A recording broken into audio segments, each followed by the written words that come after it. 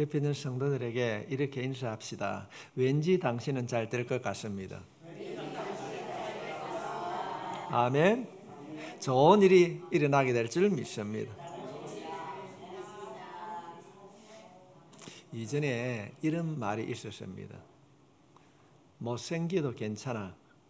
건강하게만 자라다오. 이 부모의 마음을 닮았던 그런 이야기를 하는 때가 있었습니다. 오늘 본문에 있는 말씀은 느려도 괜찮아. 든든하게 걸어가자. 오늘 제목은 무엇입니까? 느려도 좋다. 든든하게 걸어라. 오늘 말씀을 통하여서 우리가 세상을 어떻게 살아가야 되는가를 교훈 삼고 걸어갈 수 있기를 바랍니다. 요즘 시대를 속도 전쟁이라고 그렇게 말을 하게 됩니다. 아마도 우리가 살아보지 아니하였지만은 아마 거제도에서 한강까지를 가려고 하면 최소 보름 이상 걸렸을 것입니다. 이제는 전국이 하루 생활권으로 아침에 갔다가 서울에 갔다가 돌아오기도 하게 됩니다. 이전에는 멀리 있는 사람들에게 편지를 주고받고 했는데 요즘은 실시간으로 카톡이라든지 메신저를 통하여서 주고받고 있습니다. 이런 것이 우리 생활 속에 일상이 되다 보니까 느린 것에 대하여서는 왠지 불안한 것 같고 뒤떨어진 것 같은 생각을 하게 됩니다. 그래서 현대인들은 뭘 하든지 빨리 해야 된다. 전화기도 처음 나온 것보다는 지금 얼마나 속도가 빠릅니까? 그렇다고 한다면 빠른 것이 정답이고 분명한 것일까? 오늘 본문은 예수님께서 제자들에게 하신 말씀입니다. 주님을 따르는 제자들에게 얘들아, 빠르게 가는 길보다 더 중요한 것은 중간에 포기하거나 넘어지지 않고 천천히 가더라도 바르게 가는 길이 더 중요하다고 말씀하고 있습니다. 우리 성경을 살펴보게 되면 누가복음 15장 16장은 예수님께서 바리새인들과 서기관들에게 가르치심을 주기 위하여서 비유로 설명을 하고 있습니다. 특별히 17장 말씀에 보면은 예루살렘으로 예수님께서 제자들과 함께 걸어가면서 제자들에게 이런 말씀을 하십니다. 지금까지 어려운 가운데도 나를 따라와 줘서 고맙다. 나를 따라와 줘서 고맙다. 그런데 제자들에게 하시는 말씀입니다. 다른 제자들에게 내가 너희들에게 따라온다는 것이 참 고맙고 좋은 일인데 꼭 부탁하고 싶은 말이 하나 있다. 그 말은 내가 이 길을 끝까지 너희들이 이 길을 끝까지 갔으면 좋겠다. 중간에 포기하지 않았으면 좋겠다. 중간에 나고자가 되지 말고 제자의 삶을 완주하는 삶을 살았으면 좋겠다. 그렇게 말씀하십니다. 그것이 3절로부터 4절에 있는 말씀입니다. 너희는 스스로 조심하라. 만일 내 형제가 죄를 범하거든 경고하고 회개하거든 용서하라.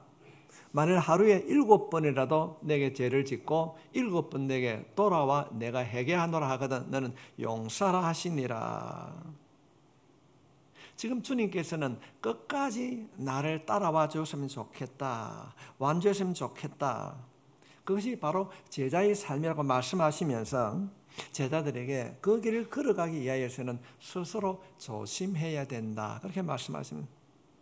너희들이 앞으로 살아갈 때는 너희들이 살아가는 그 공동체의 리더가 될 것인데 누가 내 이웃이나 내 관계인 그곳에서 죄를 짓거든 권면하고 경고하고 그들이 받아들이든지 안 받아들이든지 용서해 주어라.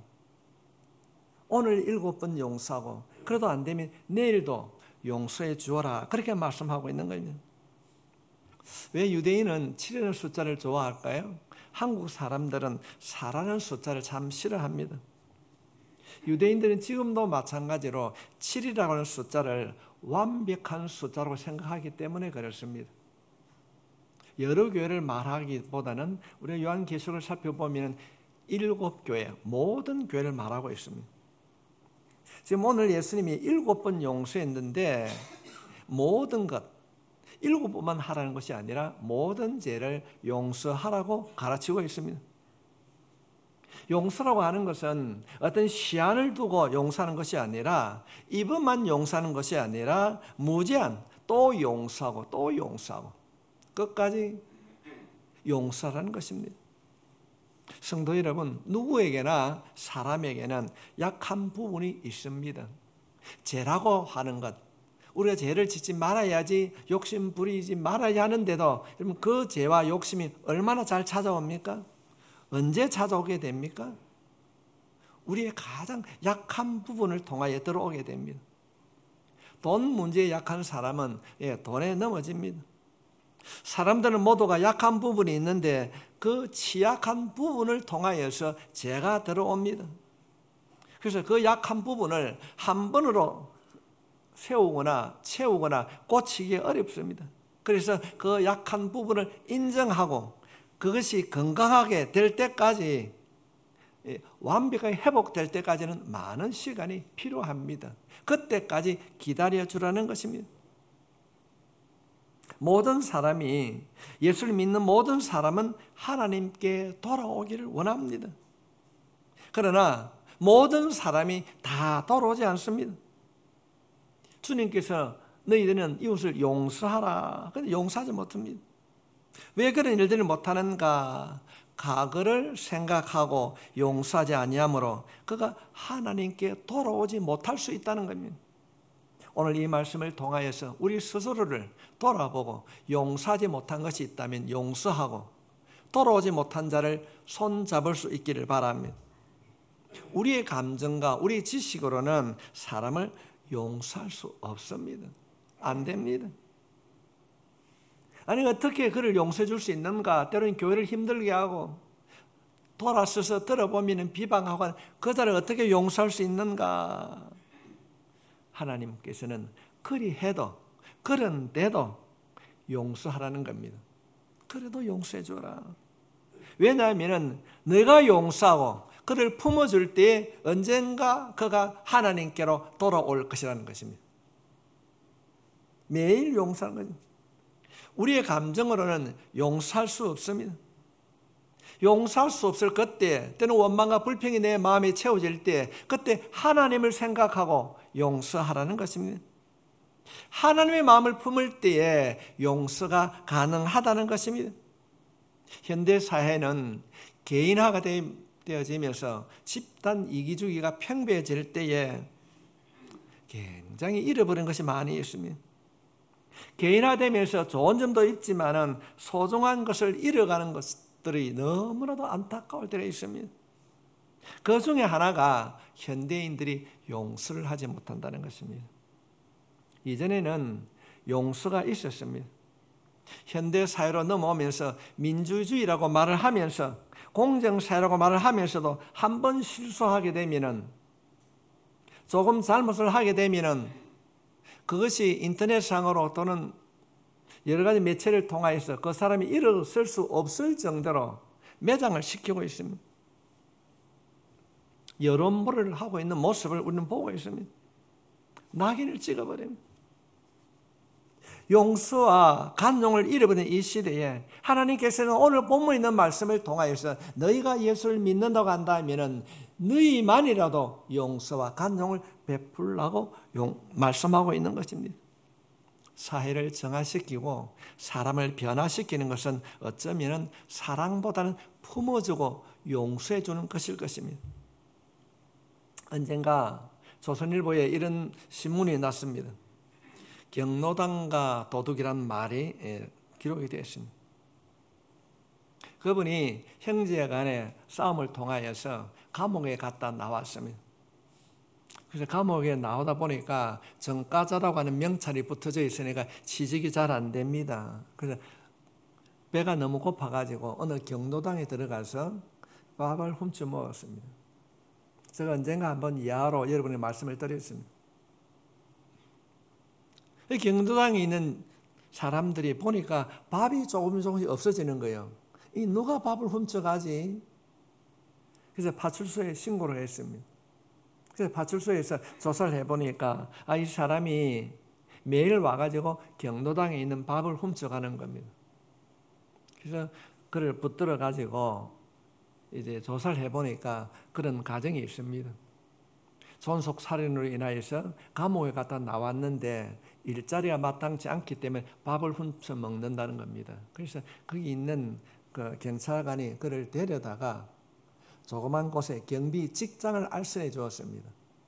그래서 그분이 그 직장에 나감으로 매달 받는 급여에서 그 3만 원을 경로당에 매일 주는 겁니다. 그 내용이 신문에 났는데 경로당의 밥 도둑이었습니다.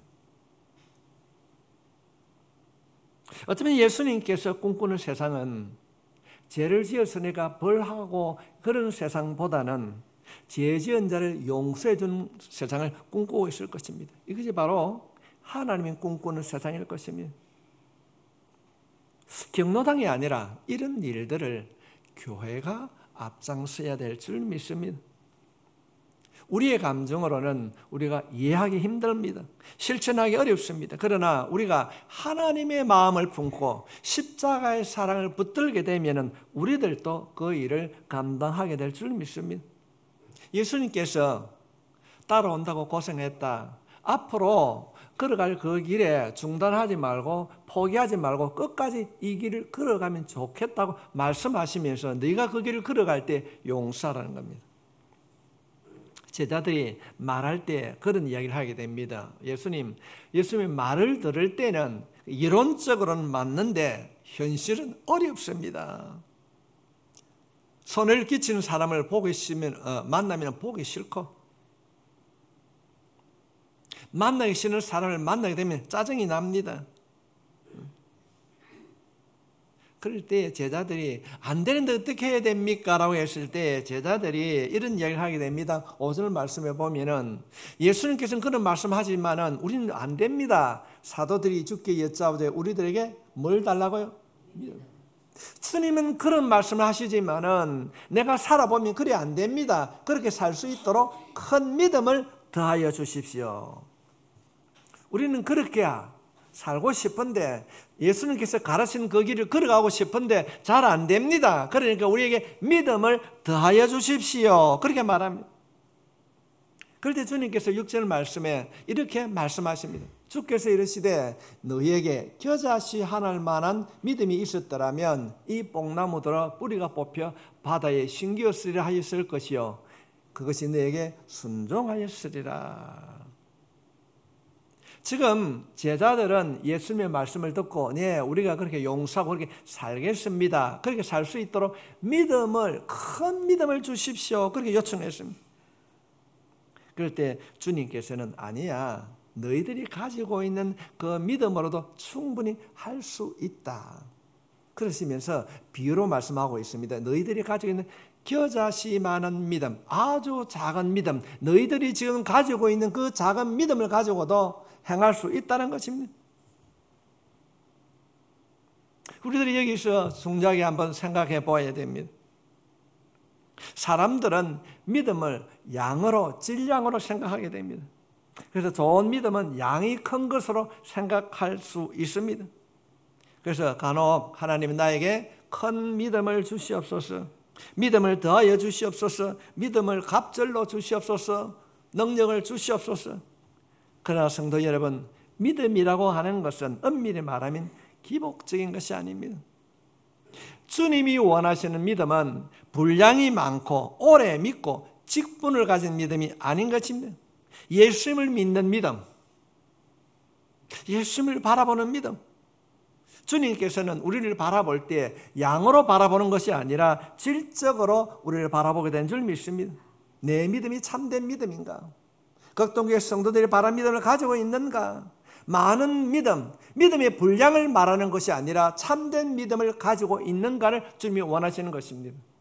오늘 이 시간에 이 자리에 참석한 여러분 모두는 주님이 원하시는 바른 믿음, 참된 믿음으로 인하여서 하나님의 도구로 쓰임받을 수 있기를 주님의 이름으로 축복합니다. 주님의 말씀, 예수님, 내가 그렇게 살아갈게요. 용서하며 그렇게 살겠습니다. 그렇게 살 수 있도록 큰 믿음 주십시오. 주님이 아니야, 너희가 가지고 있는 겨자씨만한 믿음이 있으면 가능하다는 것입니다. 할 수 있는 줄 믿습니다. 우리는 대부분의 신앙생활을 하면서 믿음하면 분량에 초점을 맞춥니다. 그런데 주님께서는 너가 가지고 있는, 아니 우리가 가지고 있는 겨자씨만한 믿음이라도 참된 믿음이라면 뽕나무도 뽑히고 바다에 심겨질 수 있다는 것입니다. 여러분이 가진 믿음은 할 수 있는 줄 믿습니다. 인간의 힘으로는 불가능하지만 겨자씨 같은 작은 믿음이라도 참된 믿음이 있으면 불가능한 일도 이루어지게 될 줄 믿습니다. 그래서 주님께서 말씀하십니다. 믿음대로 될지어다. 믿는 자여 일어날지어다. 우리들은 큰 일을 하기 위하여서는 큰 믿음이 필요하다고 생각합니다. 많은 분들이 목사에게 이런 기도를 부탁합니다. 하나님, 내가 이런 일에 성공하게 되면, 응답받게 되면 이런 일들 하겠습니다. 보면은 응답되고 난 이후에 그 일 이후에 하나님의 기쁨이 되는 사람은 그리 많지를 않습니다. 하나님께서는 무엇을 하든지 어느 때 있든지 자신의 부족함을 느끼고 주님을 의지하는 자를 들어서 일하시는 줄 믿습니다. 분량이 커야 하나님의 일꾼이 되고 어떤 조건을 갖추어야 하나님의 일꾼이 되는 것은 아닙니다. 겨자씨 같은 작은 믿음이라 할지라도 말씀대로 행하는 자를 들어서 능력 주실 줄 믿습니다. 하나님께서는 겨자씨 같은 믿음, 바른 믿음을 가진 자를 통하여서 역사를 이루어 가시는 줄 믿습니다. 하나님의 도구로 쓰임받는 참 믿음을 가진, 겨자씨 같은 바른 믿음을 가진 자가 여러분이신 줄 믿습니다. 2000년도에 영화로 개봉되었던 내용입니다. 트레버라는 그런 영화가 있었습니다. 우리말로 하면은 아름다운 세상을 위하여라는 그런 내용인데, 이 트레버라고 한 12살의 소년의 이야기인 것입니다. 그가 학교 갔을 때에 선생님이 이런 숙제를 냅니다. 세상을 바꿀 이야기를 적어 오너라. 그래서 트레버가 세상을 바꿀 일들이 무엇일까? 그래서 그는 세 사람의 이야기를 기록해 놓았습니다. 내가 하루에 사람을 만날 때 세 사람을 만난다면 당신은 누구에게 언제 어디서나 필요한 사람이 되길 원합니다. 그래서 그 일을 계속적으로 하게 됩니다. 당신은 세상에 필요한 사람이 되기를 원합니다. 옆에 있는 사람이 한번 건면할까요? 당신은 세상에 필요한 사람이 되기를 원합니다. 이 트레버가 쓴 이 이야기 속에서 보면은 그 이야기 속에 등장한 세 사람 가운데 한 사람은 교도소로 가게 되고 그냥 소감자로 가는 것이 아니라 교도소에 있는 사람들에게 복음을 전합니다. 또 한 사람은 노인을 섬기는 일로 하게 됩니다. 그래서 교도소로 가서 교화를 하고 노인을 섬기고, 또 어떤 사람은 아무도 알지 않는 그 어두운 곳에서 청소를 하고, 그래서 이런 일들을 통해서 그 자그마한 마을에 놀라운 변화가 일어났다고 그렇게 생각하고 있습니다. 한 사람이 선을 행하게 되면은 그 한 사람이 또 다른 사람에게 선을 행하게 되고, 그런 일들로 인해서 그 마을이 아름다운 마을이 변화가 일어났다. 그래서 이 이야기가 백악관에 알려지게 되므로 초청을 받았고 그런 일이 일어났다. 성도 여러분, 작은 이야기지만은 참 우리들에게 시사하는 바가 많습니다. 이 소설이 우리에게 주는 교훈이 무엇일까요? 작은 일이라도 할 수 있는 일이라면 내가 하면은 일이 이루어질 줄 믿습니다. 큰 믿음이 있어야 큰 일을 하는 것이 아니라, 하나님의 쓰시는 사람은 어떤 사람인가? 겨자씨 같은 작은 믿음이라 할지라도 순종하는 자를 들어서, 행동하는 사람을 들어서 하나님께서는 일하시는 줄 믿습니다. 특별한 지식보다 부족해도 말씀에 순종하는 한 사람이 우리가 되어질 때 하나님의 도구로 쓰임받게 될 것입니다. 아이고, 저 사람이 어떻게 교회를 할 수 있나? 저래도 찬양대 할 수 있나? 성도 여러분, 하나님께서는 우리의 이 모습 그대로 받아주시는 줄 믿습니다. 어떤 조건이 갖추어져서 우리가 일을 하는 것이 아니라 내가 비록 부족하다 할지라도 어제까지 추하고 부족한 점이 있지만은 새로운 피조물로서 말씀대로 살아가겠다고 결단하고 그 길을 걸어가게 되면은 걸어갈 수 있도록 하나님께서 힘 주시고 인도해 주실 줄 믿습니다. 제자들은 지금 그 일을 이루어갈 수 있도록 큰 능력을 달라고 합니다. 이때 예수님께서 다시 한번 강조합니다. 아니야, 하나님의 일이라고 하는 것은, 하나님의 능력이라고 하는 것은 양이 아니라 겨자씨만한 작은 믿음이라 할지라도 너희 안에 있는 그 작은 겨자씨 같은 믿음으로 너희가 순종할 때, 행할 때 능력이 나타난다는 것입니다. 하나님의 능력으로 모든 일들을 순종의 열매를 맺어갈 수 있기를 바랍니다. 혹시 여러분 가운데에 나에게는 믿음이 있는가? 믿음에 대하여서 의심을 해본 적이 있습니까? 나에게는 정말 겨자씨 같은 믿음이 있는가? 오늘 예배의 자리에 앉으신 여러분 모두는 여러분의 믿음은 겨자씨와 같은 그런 능력을 행할 수 있는 믿음인 줄 믿습니다. 믿음이 있었기에 오늘 교회에 나와서 예배를 드리는 줄 믿습니다. 그러나 그 믿음이 작아서 눈에 보이지 않습니다. 비록 작아서 보이지 않아도 여러분이 가지고 있는 그 믿음이 정직한 믿음이라고 한다면 여러분의 기도를 통하여서 놀라운 일들이 일어나게 될 것입니다. 목사나 직분자의 기도를 들으시고 기적을 베푸시는 것이 아니라 정직한 자의 여러분의 믿음을, 여러분의 기도를 통하여서 하나님께서는 능력을 베풀어 주실 줄 믿습니다. 오늘 예배를 드린 여러분 모두가 기적의 주인공이 되십시오. 능력의 주인공이 되십시오. 여러분의 인생에 불가능한 일들이, 기막힌 일들이 주어진다 할지라도 여러분 안에 있는 그 작은 믿음을 통해서 극복하고 일어설 수 있기를 주의 이름으로 축복합니다. 주님께서 제자들에게 따라오너라. 그래, 따라온다고 고생 많이 했다. 그런데 이 길을 중간에 포기하지 말고 끝까지 가야 된다. 그렇게 하시면서 가는 길에 허물을 보고 잘못을 본다 할지라도 어쩌면 지적하고 판단하고 평가하기 이전에 먼저 용서하고 사랑으로 품어주어라. 그렇게 말씀하시고 난 이후에 주님께서 또다시 말씀을 주고 있습니다. 그 두 번째 주시는 말씀이 7절에 기록되어 있는 말씀입니다.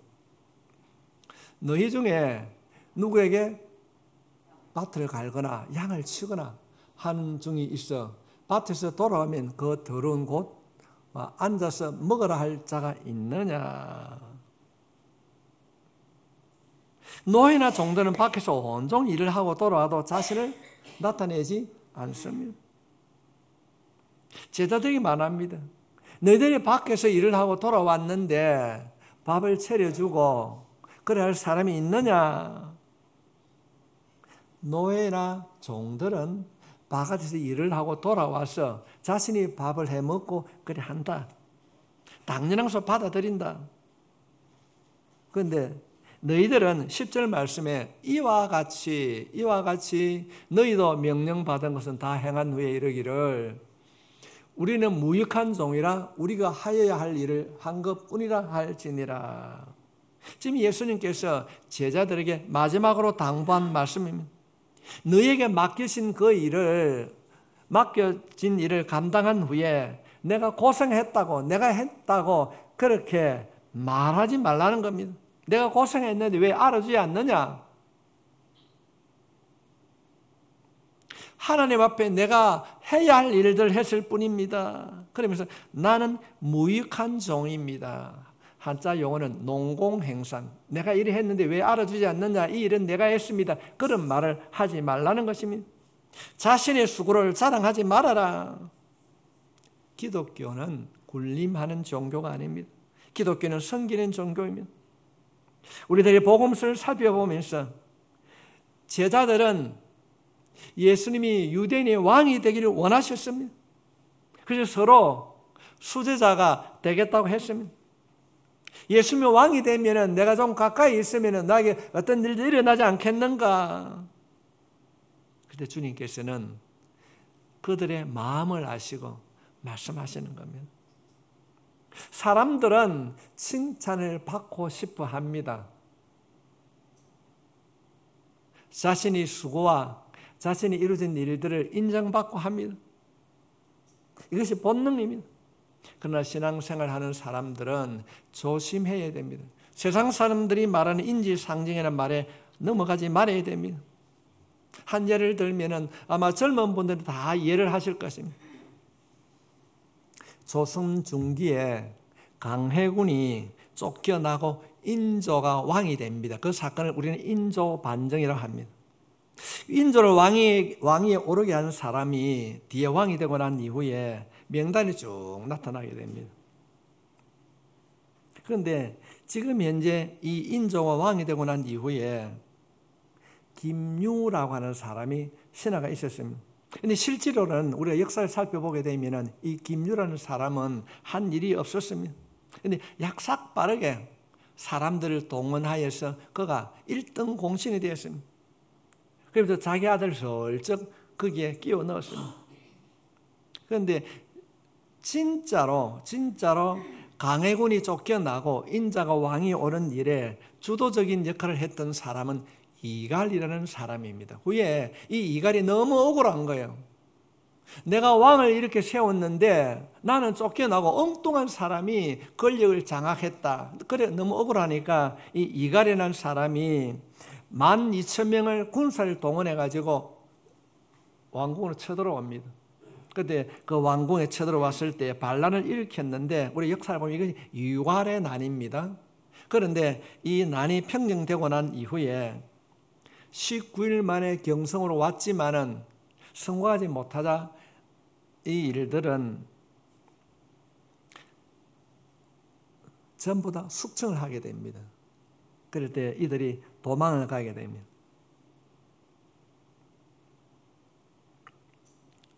이 김유와 이갈의 이 권력 다툼에서 이 이갈을 쫓았던 사람들이 권력에 밀려나가지고 도망을 가는데 어디를 가게 됩니까?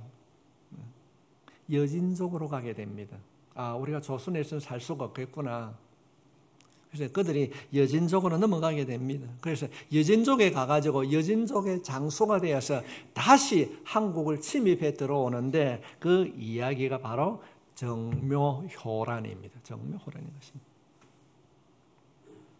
자신들을 알아주지 않는다는 것입니다. 성도 여러분, 우리가 역사적으로 살펴봤을 때에 우리가 이 인조 반정과 정묘호란을 통해서 우리가 깨닫게 되는 것이 무엇일까요? 자기 자신을 내세우지 말아야 된다는 것입니다. 교회와 국가도 마찬가지입니다.